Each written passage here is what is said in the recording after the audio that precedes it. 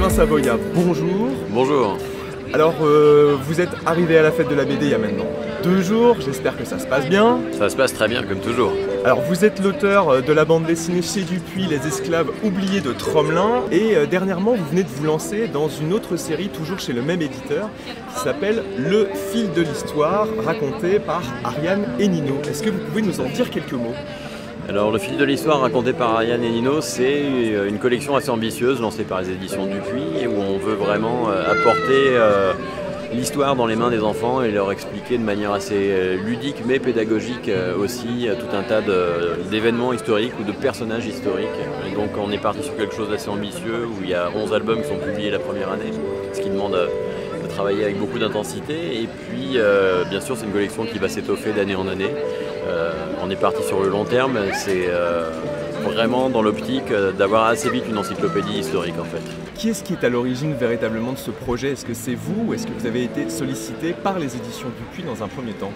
Alors le projet à l'origine il vient de Frédéric Nifle qui est l'ancien rédacteur en chef de Spirou et qui portait cette idée depuis assez longtemps. Il m'avait déjà contacté une première fois il y a quelques années, en 2008, et j'avais fait quelques essais mais on n'avait pas trouvé la formule idéale, on ne savait pas trop exactement comment vraiment faire fonctionner cette structure et ce système pour raconter ça aux enfants. On n'avait pas les bonnes personnes peut-être non plus.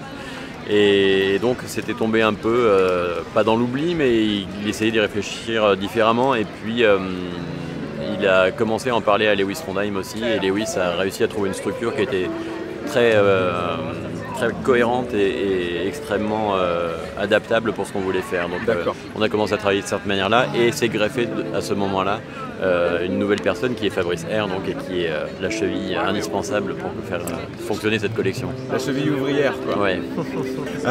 Et alors vous travaillez de concert également avec Lewis Trondheim, c'est ça que vous me... C'est lui qui chapeaute un peu tout avec Frédéric, qui vérifie un peu de manière à ce que tout soit cohérent dans la collection. Réaliser vraiment une grande collection dédiée à ça. Alors, bien plus que ça, en fait, on s'est fixé un objectif de faire une centaine d'albums si ça marche. Très bien. Mais dans un premier temps, on fait 30 volumes pour voir comment on évolue, comment ça fonctionne, comment les enfants et le public et les structures éducatives le reçoivent, ce qui a l'air d'être plutôt très bien parti. Et donc du coup, on est quand même, à mon avis, parti pour quelques années de travail autour de cette collection.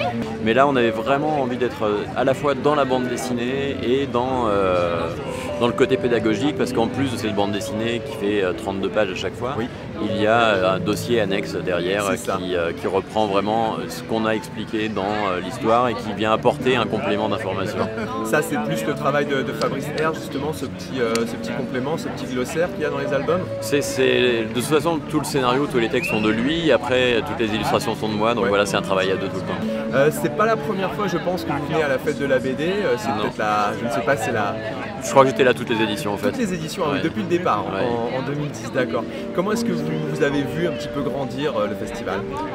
C'est plutôt agréable en fait, c'est vraiment une manifestation qui prend de l'ampleur chaque année, qui est de mieux en mieux structurée et qui fonctionne très bien.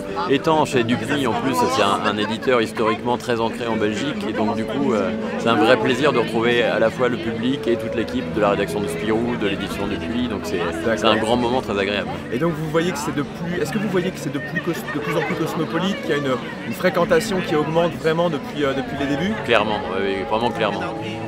Là, particulièrement aujourd'hui, c'est le dernier jour du salon et c'est vraiment une population très dense, très curieuse aussi, donc ça c'est vraiment intéressant.